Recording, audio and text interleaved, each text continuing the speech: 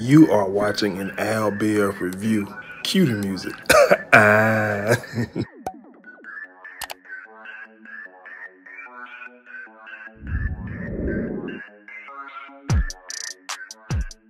Yo, what's going on, guys? I'm here with the Queen and Slim reaction, man. I'ma just be honest. As much as I enjoyed the movie, and it's probably the best movie, I've seen this calendar year. If you have anxiety issues, do not go and see the film. I'm gonna just keep it real. The film, and I enjoyed the movie from beginning to end, but my anxiety just would not let me be great. And I know that's probably how the movie was written and shot, with that in mind, to, you know what I'm saying, have everybody on eggshells throughout the entire movie. But if you have anxiety issues, do not see the movie. It's a great movie. The storyline is incredible. Daniel Kaluuya, or whatever his name, the guy from Get Out, he did a great job in the movie. So did Jodie Smith, who played Queen. And it was crazy because I was telling my old lady that I don't really remember, to my knowledge, either of them being referred to as Queen and Slim in the movie. I could be wrong, because like I say, my anxiety the whole movie, like I was on eggshells about what's gonna happen, but it was a great movie. Honestly, it was, the way the movie started off with them on a date. They I guess was a match or whatever on Tinder or whatever. It just kind of started off with the story, if that makes sense. It didn't give us no hoopla background to either one of them. It just started off with the story, and I appreciated that, but my anxiety did it because, you know, just seeing the previews, we kind of knew the police shooting was gonna happen, you know, shortly after the ride in the white Toyota or whatever. So we knew that. So, you know, they go on a date. She's a bit of a, you know, I won't say nothing mean, very independent. She's very independent and very accomplished. So therefore she carried herself a little differently than most. But you know, they leave the bar. I mean the diner, a black-owned diner, because it seems as though he was big on supporting black businesses, because she did ask the question, is the only reason you took me here is because is this all you can afford? And he was just like, no, it's black owned.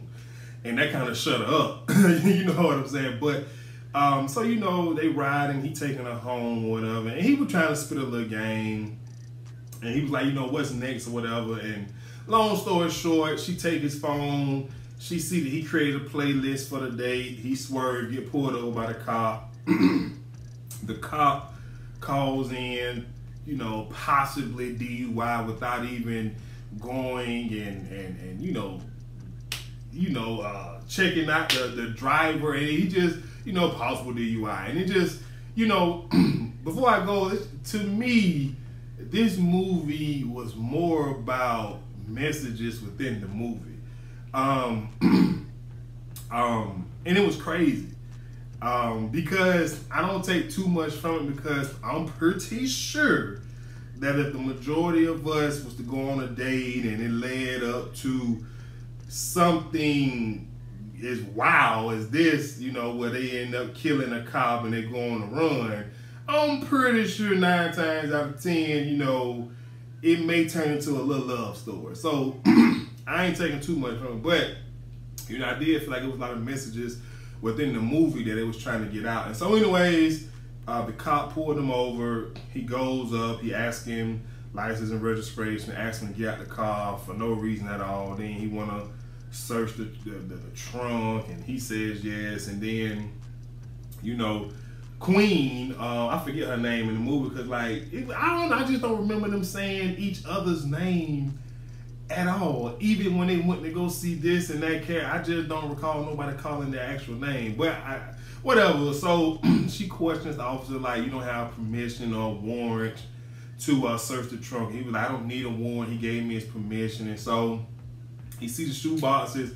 He was just really, really looking for something to arrest this guy of. And so, you know, I hate to say this word, but Slim made a mistake, and I hate to use that word, but he, you know, told the officer, or asked the officer, you know, could he hurry up? And that just got the officer, you know, wheels rolling, putting hands up on your head, you're going to jail.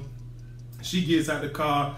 She said, I'm finna record, reaching for my phone. I have a right to record. And this thing, you know, he shoots her, and then Slim, you know, the officer come back around with the guns if he gonna shoot Slim, and then Slim, you know, give him a push or whatever. And, you know, it's a tussle, and then Slim get the gun, end up shooting the officer, and next thing you know, they on the run. Now, it was so crazy because my girlfriend was like, well, they didn't necessarily have to run. You know, we was talking about it on the way, we talked about it on the way back home or whatever. And she was like, you know, they didn't have to run. The video evidence was there, et cetera, et cetera.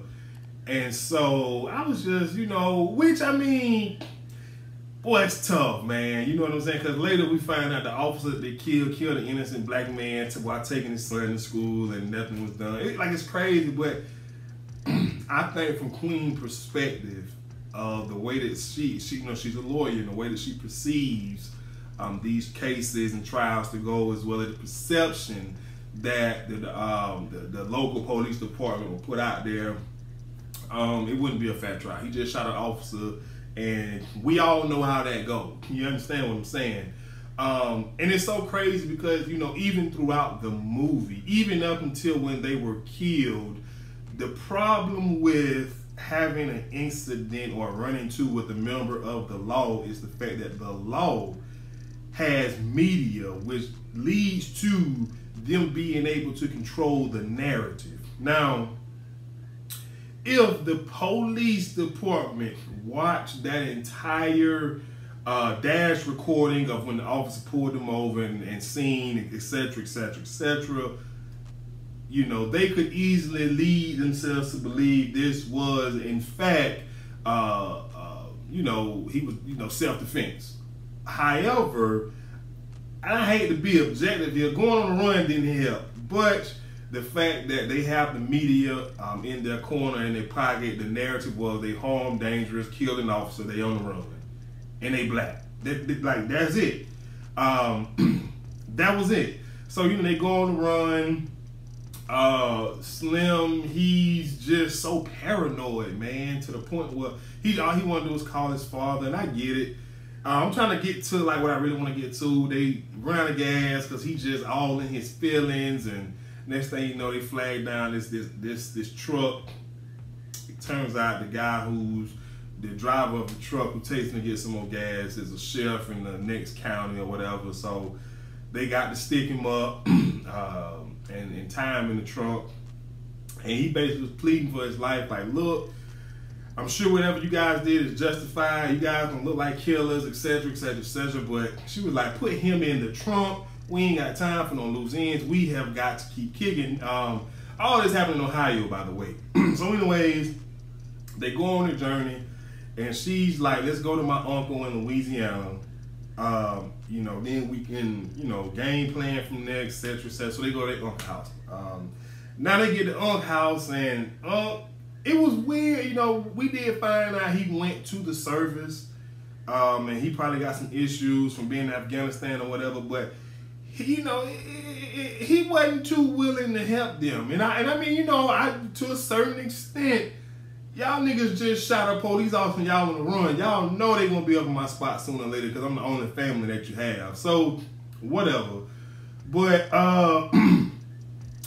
he came around, he told him he'd help him, give him some cash, gave him his blue Vert on some 28s or whatever. Well, it was just too loud.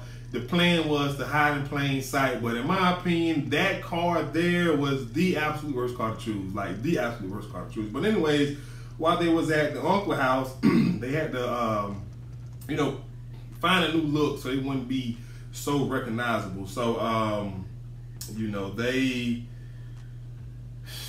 he cut his hair down a little low. I mean, to me, I feel like he should have shaved his head, and she pretty much shaved her head and looked completely different. Then, you know, she had a conversation. And see, the uncle is some type of pimp. He got 2 or 3 women living with him, and they really care for him. Because one, you know, went as far as to say, you know, he ain't SHIT to the world, but when he in here, we treat him as a king. And basically saying that he got it hard enough out there. When he come home, you know, we try to make it a little better, even though they was cussing, you know, arguing back and forth, and he slapped her, and her little police boyfriend showed up. It was crazy. So anyways, they go on the run. They in the uncle baby blue or sky blue convertible, and that's kind of when the story really started to me, when the different, you know, messages was coming out, where they had to, you know, learn how to first trust one another. You know what I'm saying? Because now, I mean, we don't know each other at all. We went on a date, and now all of a sudden we running for our lives together. So that's the first thing. They had to learn how to trust, as well as submit to each other. Because along the way, there was times and stops that I felt like was just so doggone foolish and stupid. She wanted to stop on the side of the road to fill a horse, because she felt like this may be my last, you know, whatever. I want to fill the horse. And then he wanted to go dancing, and he had to trust her to say it's safe. Then she wanted to stick out the window, and then she wanted him to stick out the window. It was just a lot that I felt like, can y'all please hurry up and get to your uncle's white friend so he can help y'all do whatever. So along the way, the car gave him trouble. Before then, she went to her mother's grave. And, you know, she said she just passed the bar. She wanted to try her first case, and she kept her uncle from going to jail for murdering her mother. And basically, she told the story. Her grandmother, which is their mother, passed away. Her mom wanted to sell the house. The uncle wanted to live in it. Got into this whole argument, and he ended up pushing her down the stairs, and boom, you know, she bled out so quick. And so, you know, he asked, how could you defend him knowing that he killed your mother? And she said, because I knew that was not his intention. And it was so crazy, because it kind of just speaks to not holding grudges against people who, you know, absolutely, whether it's family and friends, but just not holding anger or grudges against people who, you know, didn't intend to do X, Y, and Z. Sometimes you have to be mature enough to realize that was not their intent, so I should not hold it against them. And that's a tough pill to swallow. Him killing her mother, and then her defending him in court saying that he didn't mean to do it. You know, it was so crazy. But anyways, you know, the car break down. Now they got to go and get it fixed. So they come across this mechanic. I don't know his name, and this little boy. The little boy got on my nerve. He was just so in awe of them. You know, when I say they were living legends to him, and as well as everybody else they came into contact with, they were. And you know, part of me wanted them to explain why they were looked at as living legends, and the other part of me was just like, nah, I'm good. Just keep telling the story it was. I mean, you know, the way it was. So the car ended up getting fixed. And, you know, they had a conversation with the boy, because he talked about, being an icon, a living legend, all of this, which led to his demise, and which led to an even bigger purpose in the movie, because he was letting them know that the next day they're having a rally in support of them for police to stop the violence and all this type of stuff or whatever. And so he goes, and the way the movie was filmed was so intimate and personal. It was like the camera was always, you know, a couple inches away from either one of them's face, as well as it was a lot of scenes where they were speaking, but the characters, as they were filmed, were just enjoying the view of the life that they currently have, but they're speaking. Like, I don't know, I really enjoyed the way that the director chose to film the movie. It's kind of weird. So anyways, This little boy, he go up to this black officer, to him, shoot me now. What you gonna do? Shoot me now. The man was like, man, look here, dog. Little Robert or whatever, man, just go home. You know what I'm saying? We don't want no issue. I want you to go home, be safe. And so the little boy was like, no, what you gonna do? You gonna shoot me? And then the little boy, he was like, no, but I will arrest you if you keep this up. And the little boy pulled a gun out. All of a sudden, the officer froze. And you know, he was just so shook. I was too. Like I say, the anxiety. This movie just, I'm telling you, it would not have surprised me if somebody in that movie theater would have had anxiety intact, because it was just that, it was on edge the whole movie. So the boy ended up shooting the officer in the goddamn face. And obviously, you know, they put a whole bunch of lead in him. They didn't show it, thank God. You know, I wouldn't have been able to took it probably, but it just goes to show you that, you know what I'm saying, having anger, there's nothing wrong with being angry, but you have to know, you know, who to direct that anger towards. Not everybody who is a part of the police are dirty and malicious and just all of that. You have to know how to direct your anger, and the little boy did not, and it ultimately cost him his life.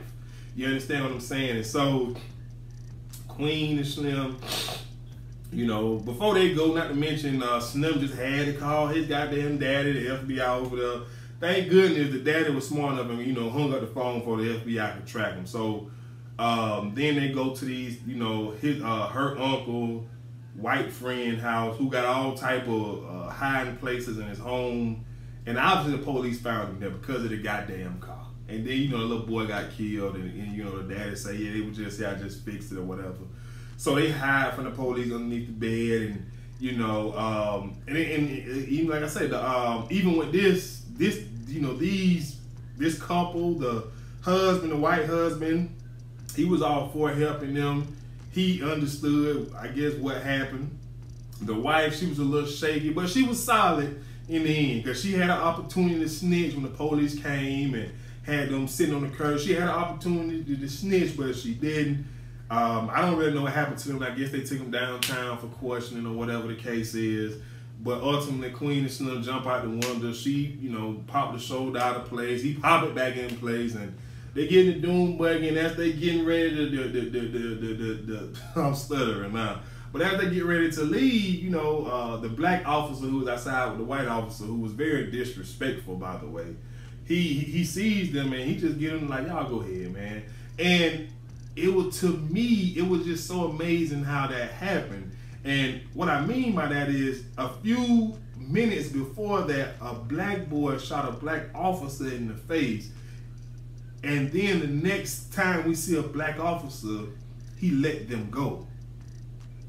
That's the message. You get, like, that's the message the movie is trying to tell us. Like, it's okay to be angry, but we have to know who to direct the anger towards, and you know what I'm saying? So they go on about their way. He just going to get in the car like, do-do-do, you know. And so now they going down south to another friend of the white guy. Now this the guy, he looked like somebody that was, you know, he was in, Savannah, I believe? So they head down to Savannah or Miami or wherever he was at. I think he was in Miami. They head down. And like I say, throughout the journey, they just doing little stupid stuff, but it just goes to show that you have to trust and submit to whoever you with, you know what I'm saying? Because there's gonna be times that you're a little on edge or whatever the case is. You just gotta trust. You just have to. So anyways, they get down there. He come wake him up with a shotgun, and he take him to his trailer. And he's friends with the white guy that they just left, who helped him. And what I don't really understood, now, you know, I started looking at my watch about this time, because I'm like, okay, well, we only got a couple more minutes left, so either they gonna get away or what. So he goes home and he make a phone call. He said, all right, first thing in the morning. And so they said, no, I got to be today. You know, we got to go. And so he make another phone call, and it was just so quick of a call. And he was like, all right, you know, we got to drive an hour. We got to be there in an hour. And it was just such a quick of a call, because early in the movie, they asked what the bounty was for him, and basically it was $250 a piece, so together $500,000. And everywhere, like I said, everywhere they went, they were looked at as living legends. when they went to go dance and the bartender and everybody in there like, y'all good in here, y'all safe, we for y'all. But like when he made that second phone call, and I know it, you know, y'all can probably say it's hindsight, I'm just saying it kind of seen the movie, but when he made the second phone call, the quickness of it, because the average person is not gonna say, you know, I said, okay, we're gonna do it first thing tomorrow morning. Then you call me back and say it got to be there. Well, if it ain't gonna be tomorrow morning, we ain't gonna do it. You know what I'm saying? I'm doing you a favor. You know what I'm saying? So I knew he was one. But anyways, they get in the car and he just telling them, you know, y'all gave black folks around here something to believe in. Y'all seen the commercial? Like I say, he looked like he just one of them cats that come out of the Nelly group, the Murphy Lees, or what that group Nelly had that time with Murphy, the St. Lunatics. He looked like he was straight out of St. Lunatics, looking ugly, dirty grill, beard looking unclean, unfresh, unmoisturized. It just, you know, it seemed like, I don't know, but anyway, he dropped him off to this Astro, and I'm talking about as soon as he dropped him off, he hit a circle. And next thing you know, the plane crunk up and the police they coming. And it was just so crazy because it was on site. Like, let's just be real, it was on site.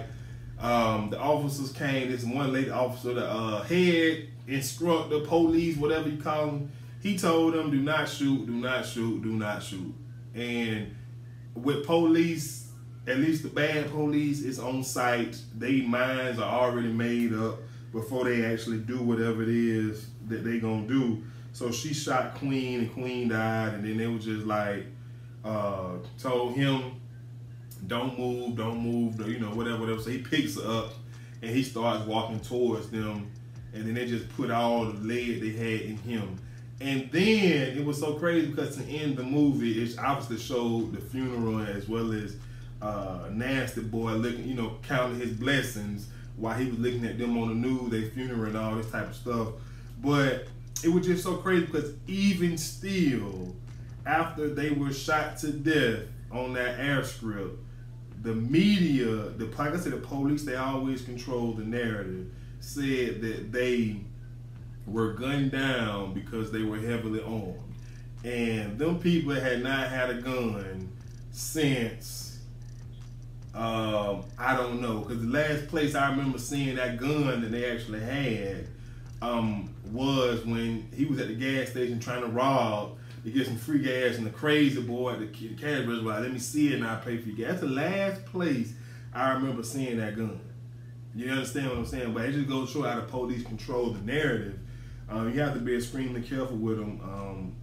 But like I said, it was a great movie. And I will say this, I got to be honest, the timing of the bullet that killed Queen, it almost, like, it shook me. Like I said, when I say the anxiety went up, because it just came out of nowhere when she shot her, and it was just so loud. Like, it was just so unexpected. Next thing you know, I kind of did not think they were going to shoot him, because they clearly seen him walking towards them with her in both hands. But when they let that, you know, that leg go in him, it was just boom, boom, it was loud, it was unexpected, it was just crazy, man. But like I said, great movie.